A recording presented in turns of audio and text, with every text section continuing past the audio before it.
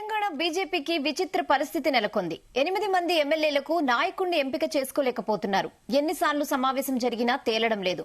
కొత్త ప్రభుత్వం ఏర్పడి 2 నెలలు గడిచింది. అయినా బీజేపీ నేత ఎవరన్న దానిపై క్లారిటీ రాలేదు. గెలిచిన 8 మందిలో 6 కొత్తవారే. మిగిలిన 2లో ఒకరు రాజాసింగ్, మరొకరు మహేశ్వర్ రెడ్డి. తనకు ఛాన్స్ ఇవ్వాలని రాజాసింగ్ డిమాండ్ చేస్తున్నారు. కానీ ఆయన వివాదాస్పద వ్యక్తి అని చెప్పి కీలక నేతలు పక్కన పెట్టేశారు. మహేశ్వర్ రెడ్డి సైతం 2 సార్లు ఎమ్మెల్యేగా గెలిచారు. ఈయన కూడా బీజేపీ ఎల్పీ నేత రేసులో ఉన్నారు.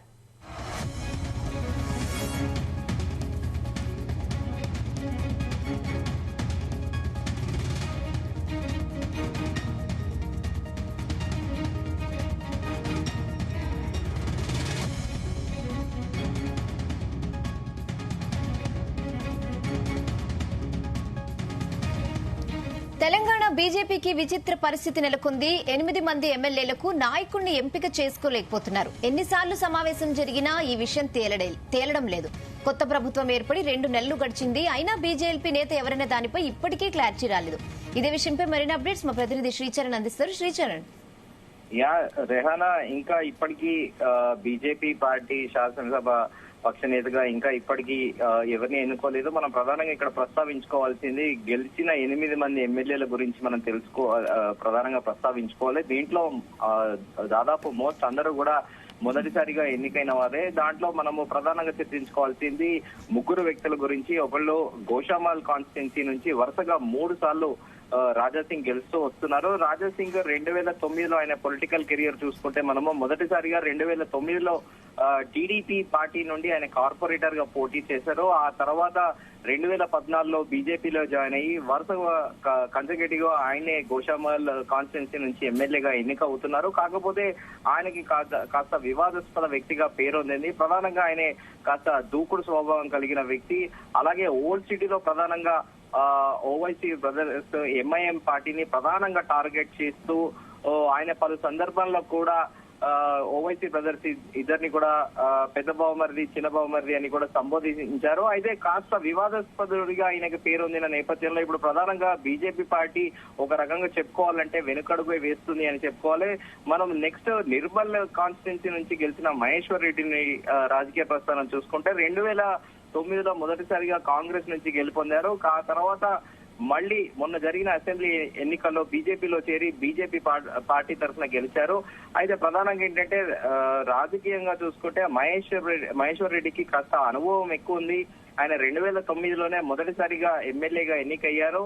ఇది కాకుండా మనం ప్రస్తుతానికి తెరవైపు గడిచిన కొద్ది రోజులుగా కామారెడ్డి ఎమ్మెల్యే కాట్ర వెంకటరమణారెడ్డి పేరు ప్రధానంగా ప్రస్తావన వచ్చింది. ఎందుకంటే దేశవ్యాప్తంగా అందరినీ అటు బీజేపీ హైకమాండ్ తో పాటు దేశవ్యాప్తంగా ఆయన అందరినీ ఆకర్షించి ఆయన ఎన్నికనే ఒక ఆకర్షణగా నిలిచింది. ప్రధానంగా ప్రస్తావించుకోవాల్సింది మాజీ ముఖ్యమంత్రిని ప్రస్తుత ముఖ్యమంత్రిని ఓడించి అందరిని ఆకర్షించిన ఆయనను కూడా కొన్ని రోజులు ఒక స్పెక్యులేటివ్ గా వార్త నడిచింది. కాట్ర వెంకటరమణారెడ్డినే బీజేపీ శాసనసభ పక్ష నేతగా ఎన్నుకుంటారని చెప్పేసి ఇప్పుడు పార్లమెంట్ ఎన్నికల దృష్ట్యా ప్రధానంగా మనం చర్చించుకోవాల్సింది ఏంటంటే ఇప్పటికీ ఒక డెసిషన్ బీజేపీ తీసుకోలేకపోతుంది.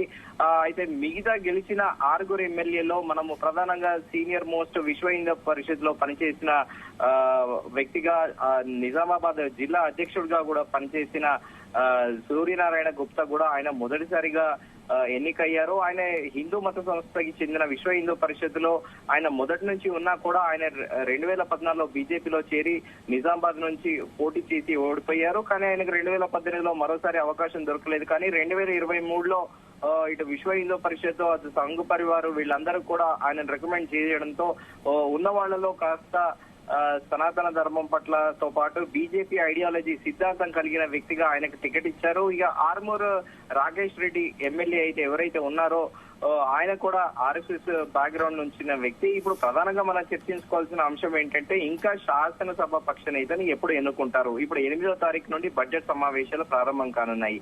కానీ మరి దీని మీద బీజేపీ రాష్ట్ర క్యాడర్ ఇప్పుడు ప్రధానంగా కిషన్ రెడ్డి ఎలాంటి నిర్ణయం తీసుకుంటారనేది ఒక సంసిగ్ధత నెలకొని ఉన్నది. అందుకే ముందుగా చెప్పుకున్నట్టు మనము ఇక్కడ రాజా సింగ్ ప్రస్తావన తీసుకున్నాము. మనము అలాగే నిర్మల్ ఎమ్మెల్యే మహేశ్వర్ రెడ్డి, అలాగే కామారెడ్డి వెంకటరమణారెడ్డి ఎమ్మెల్యే. అయితే వెంకటరమణారెడ్డికి ఇప్పుడు ప్రధానంగా ఇప్పుడు ప్రస్తుతం ఆయన ఒక రకంగా చెప్పుకోవాలి అంటే రాజా సింగ్ తో పాటు ఈక్వల్ గా ట్రెండింగ్ లో ఉన్నారు. ఏ సోషల్ మీడియాలో తీసుకున్నా కూడా ఎలాంటి మీడియా కథనాలలో కూడా ఆయన ప్రధానంగా ఆయన చర్యలతోని ప్రధానంగా పబ్లిక్ ని ఆకర్షించడంతో పాటు ఇటు మీడియా అటెన్షన్ కూడా చాలా డ్రా చేస్తున్నారు. మొన్న రీసెంట్ గా కామారెడ్డిలో రోడ్ వైడనింగ్ సందర్భంగా ఆయన సొంత ఇంటిని ఆయన దగ్గరుండి ఆయన రోడ్డుకి ప్రజలకు ఎలాంటి ఇబ్బంది లేకుండా ఆయన రోడ్ ని కూడా సొంత ఇంటిని దగ్గరుండి కూల్చివేసిన విషయం తెలిసిందే. అయితే మరి బీజేపీ మరి ఎవరి వైపు మొగ్గు చూపుతుంది? దూకుడు స్వభావం కలిగిన రాజా సింగ్ వైపా, లేకపోతే ఇటు మరో సీనియర్ ఎమ్మెల్యే అయిన మహేశ్వర్ రెడ్డి వైపా, లేకపోతే ఒక కొత్త వ్యక్తిని ఇప్పుడు ప్రధాన ఆకర్షణగా నిలిచిన వెంకటరమణారెడ్డిని తీసుకుంటుందా అనేది మనకి క్లారిటీ వస్తుంది రానున్న రోజుల్లో. రయానా. Okay Sricharan, thanks for the updates.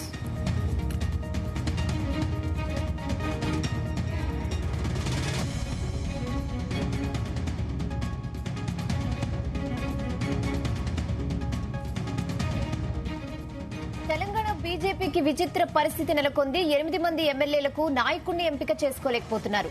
ఎన్నిసార్లు సమావేశం జరిగినా క్లారిటీ మాత్రం రాలేదు. కొత్త ప్రభుత్వం ఏర్పడి ఇప్పటికే 2 నెలలు గడిచింది. అయినా బీజేపీ నేత ఎవరిని దానిపై ఇప్పటికీ క్లారిటీ లేదు. గెలిచిన 8 మందిలో 6 కొత్తవారే. మిగిలిన 2లో ఒకరు రాజాసింగ్, మరొకరు మహేశ్వర్ రెడ్డి. తనకు ఛాన్స్ ఇవ్వాలని రాజాసింగ్ డిమాండ్ చేస్తున్నారు. కానీ ఆయన వివాదాస్పద వ్యక్తి అని చెప్పి కీలక నేతలు పక్కన పెడుతున్నారు. మహేశ్వర్ రెడ్డి సైతం 2 సార్లు ఎమ్మెల్యేగా గెలిచారు. ఈయన కూడా బీజేఎల్పీ నేత రేసులో ఉన్నారు.